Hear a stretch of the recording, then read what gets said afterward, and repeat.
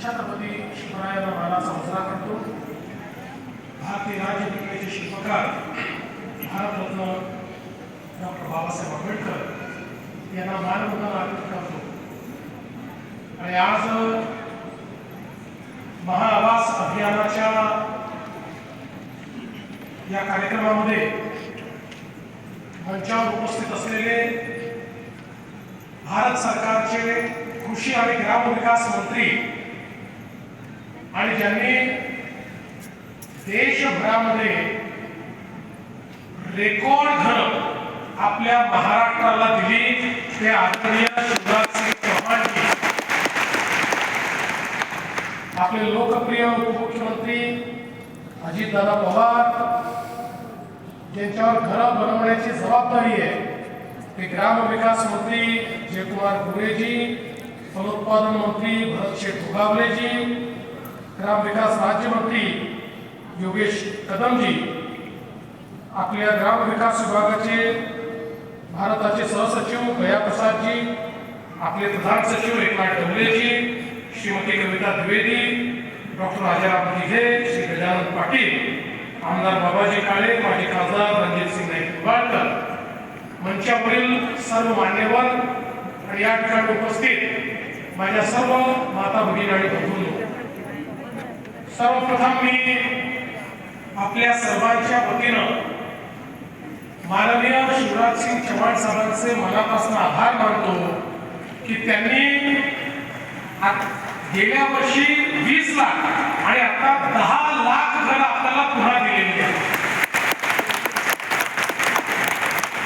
मला आपल्याला सांगितलं पाहिजे, प्रधानमंत्री आवास योजना जेव्हा सुरू झाली तेव्हा त्याच्याकरता जे प्रमाण मानलं गेलं होतं ते 2011 साली सोशिओ इकॉनॉमिक सर्वे झाला होता। त्या सर्वेमध्ये, त्या सर्वेक्षणात जे लोक बेघर म्हणून नोंदवले गेले त्यांच्यापुरतं देशभरामध्ये याद्या तयार झाल्या आणि मोदीजींचं सरकार आल्यानंतर तेच प्रमाण असल्यामुळे त्याच्यावर आधारित प्रधानमंत्री आवास योजना सुरू झाली।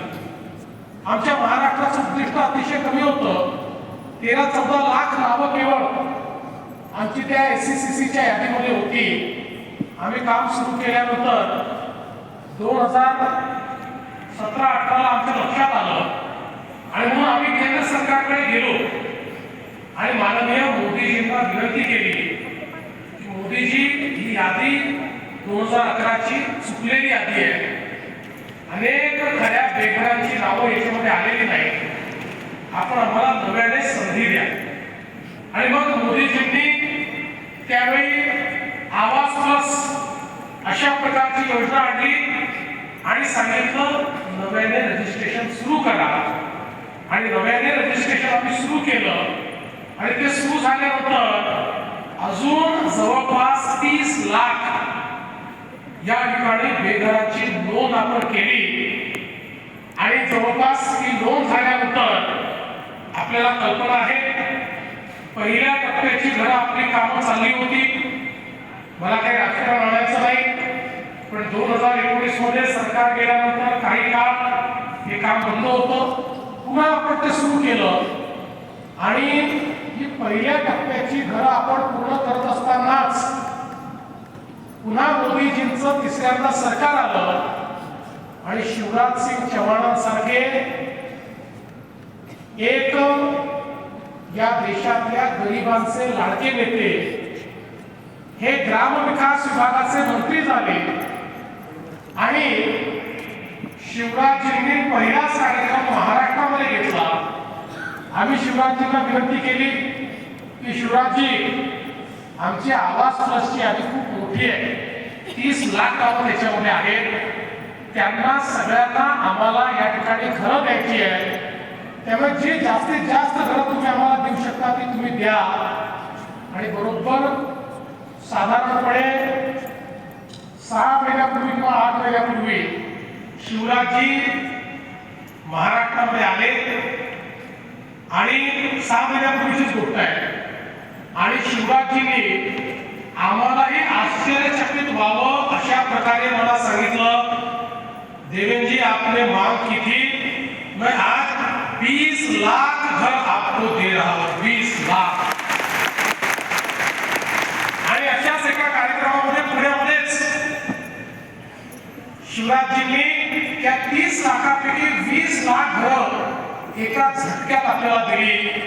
आपण विचार करा, प्रधानमंत्री आवास योजनेमध्ये 6 वर्षांमध्ये आपण 13 लाख घर बांधली आणि 6 महिन्यात 20 लाख घर आपल्याला मिळाली।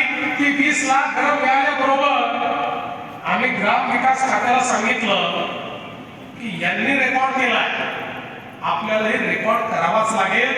त्यामुळे तुम्हाला 100 दिवसामध्ये या 20 लाख घरांची मान्यता द्यायची आहे आणि त्यातल्या 10 लाख घरांना किमान पहिला हप्ता द्यायचा आहे। तर हे टार्गेट घेऊन काही फायदा आहे आणि मी ग्रामविकास विभागाचं मनापासून अभिनंदन करेन। मी त्यांना दिले होते 100 दिवस, 45व्या दिवशी याच सभागृहामध्ये 20 लाख घरांची मान्यता आणि 10 लाख लोकांच्या खात्यात पहिला हप्ता हा या ठिकाणी जमा करण्याचं काम आपल्या ग्रामविकास विभागाने केलं। ही जी काही मोदी सरकारची स्पीड आहे, त्या स्पीडने माननीय अमित भाईंच्या हाताने आम्ही ते काम केलं आणि मग खरं म्हणजे आम्हाला खूप शिवराजजीने दिलं होतं। तरी आपलं कसं आहे की बोट दिलं तर हात पकडा, हात दिला तर अजून काय पुढं मिठीच मारा, तशा प्रकारे हळूच आम्ही शिवराजजींना म्हटलं, भाई साहब आपने 20 लाख घर तो दिए, 10 लाख बचे, वो भी दे दीजिए। मला असं वाटलं की भाई साहब बोले कि ठीक है 1-2 साल में मिल जाएंगे, पहले 20 लाख घर कंप्लीट कर दो।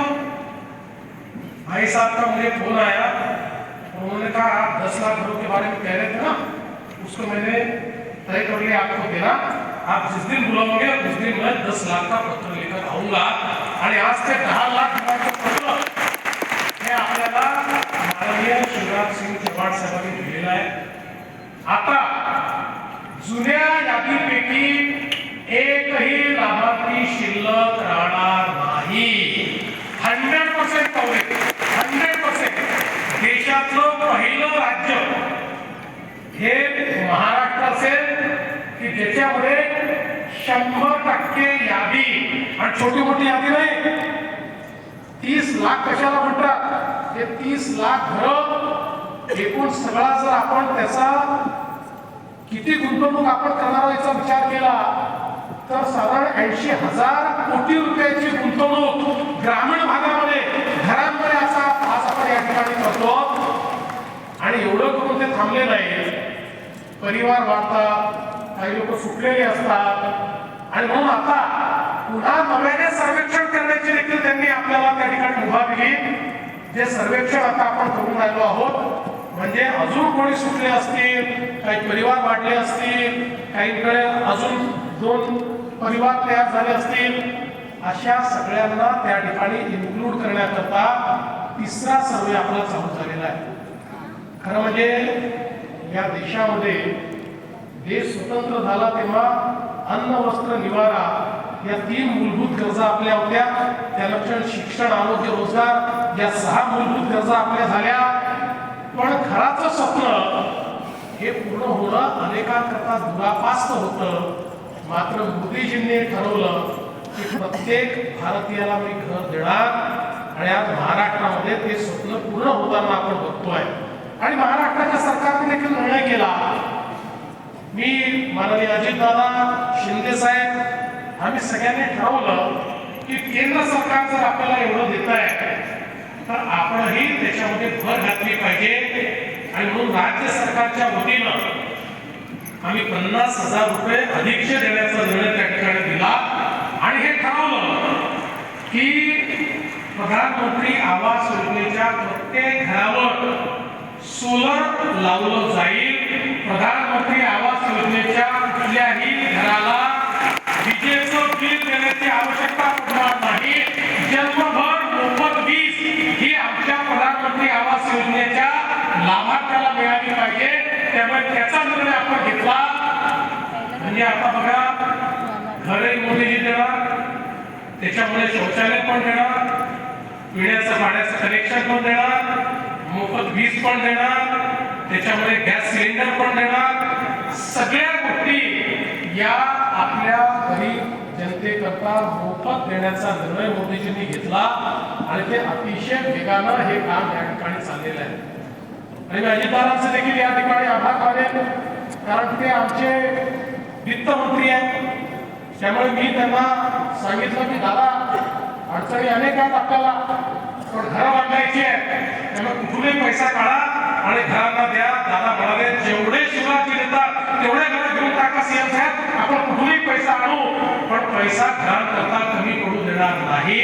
आणि त्यामुळे आज ही अतिशय आनंदाची गोष्ट आहे की आता या ठिकाणी इतक्या मोठ्या प्रमाणात घरांचं काम चालू झालेलं आहे. आणि ग्रामविकास विभाग ज्या गतीनं गोरेसाहेब आज काम करतो आहे, ही गती कमी होणार नाही, ही माझी अपेक्षा, ही गती वाढेल. कारण तुम्ही 45 दिवसात केलं की आम्ही 35 दिवस म्हणू, तुम्ही 35 दिवसात, याचा अर्थ तुम्ही 45 दिवसाचं काम 100 दिवसात करू नका, पण मला आनंद आहे. शेवटी आज सगळी मशिनरी कामाला लागली आहे.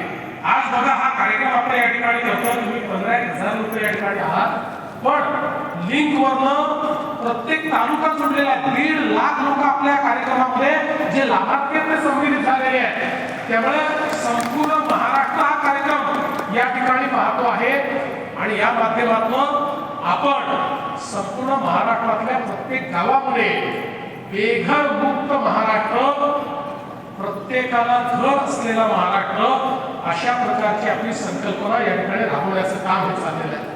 आज अनेक लोकांचा आपण सत्कार केला, ज्यांनी या मोहिमेमध्ये चांगलं काम केलेलं आहे. ते विभाग, ते जिल्हे, ते तालुके, त्या ग्रामपंचायती यांचं आपण अभिनंदन केलं. आणि याच्यासोबत ज्यांनी काही नवाचार केला, मला सांगता आनंद वाटतो की महाराष्ट्रात आम्ही निर्णय केला, अनेक ठिकाणी लोकांजवळ जमिनी नाही आहे, मग आम्ही ठरवलं की दीनदयाल उपाध्याय योजनेच्या अंतर्गत 1 लाख रुपये जमीन घेण्याकरता देखील आपण दिले पाहिजे. आणि त्यासोबत आम्ही असं सांगितलं की समजा आपण ग्रुप हाऊसिंग केलं, आपण त्या ठिकाणी वसाहती तयार केल्या, तर या पैशाचा अधिक चांगला उपयोग हा आपल्याला करता येईल. आणि त्या दृष्टीने आपण अनेक जिल्ह्यांना प्रोत्साहित केलं आणि मला आनंद वाटतो की आज आपण पुरस्कार दिले. त्यातल्या अनेक गावांनी वसाहतीप्रमाणे जागा एकत्रित केली, रिसोर्सेस एकत्रित केले आणि त्यातनं चांगलं बांधकाम केलं. 40-40 घरं एकेका कॉलनीमध्ये बांधली. अनेक ठिकाणी जागा कमी आहे, त्या ठिकाणी दुमजली घरं बांधली आणि त्या माध्यमातून पैसेही कमी लागले आणि जास्त सोयी देता आल्या. मला असं वाटतं की भविष्यामध्ये आपल्याला अशा प्रकारचा विचार हा करावाच लागेल. आज आपण प्रधानमंत्री आवास योजनेकरता गायरान जमिनी दिलेल्या आहेत. आज प्रधानमंत्री आवास योजनेकरता जमिनीचे पट्टे देण्याचा निर्णय आपण केलेला आहे. त्यामुळे जमिनीचा प्रॉब्लेम आपण त्या ठिकाणी सॉल्व्ह करतो. अनेक ठिकाणी आपण सांगितलं की लोकांनी झोपड्या बाहेर बांधल्या, आता ते गावठाणाच्या बाहेर आहेत, त्याच्यामुळे त्याचं काय करायचं, आम्ही निर्देश दिले गावठाणाची हद्दवाढ करा, त्यांना आतमध्ये घ्या आणि त्यांना त्या ठिकाणी पक्की घरं द्या, त्यांना त्या जमिनीचे पट्टे द्या. त्यामुळे सगळ्या प्रकारच्या योजना आपण या ठिकाणी राबवून लोकांना मोठ्या प्रमाणात आपल्याला तो फायदा द्यायचा. आणि हे सगळं करत असताना मला या गोष्टीचा आनंद आहे की किमान 70-75% घरांमध्ये आमच्या लाडक्या बहिणींचं नाव देखील आहे.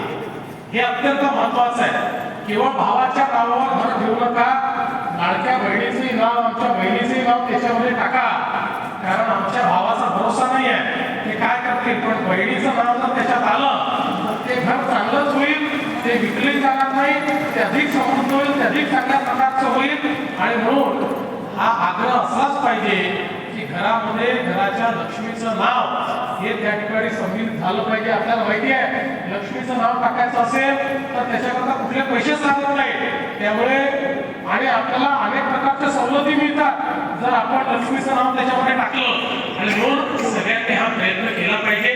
आणि मला असं वाटतं की आज ग्रामविकास विभागाच्या माध्यमातून वेगवेगळ्या योजना या ठिकाणी राबवल्या जात आहेत. विशेषतः गणपती दिदीची जी योजना माननीय प्रधानमंत्र्यांनी आणली, आमच्या ग्रामीण जीवनामध्ये एक मोठं परिवर्तन घडवणारी योजना आहे. आज आपण लाडकी बहीण योजनेच्या अंतर्गत 1500 रुपये तर देतोच आहोत, पण आम्हाला आमच्या बहिणींना 1500 रुपयापर्यंत सीमित ठेवायचं नाही आहे. आम्हाला त्यांना लखपती दिदी बनवायचं आहे. लखपती दिदी म्हणजे तिने एकदा लाख रुपये कमवले ती लखपती दिदी नाही, जी वर्षाला 1 लाख रुपयापेक्षा जास्त पैसा कमवेल अशी लखपती दिदी.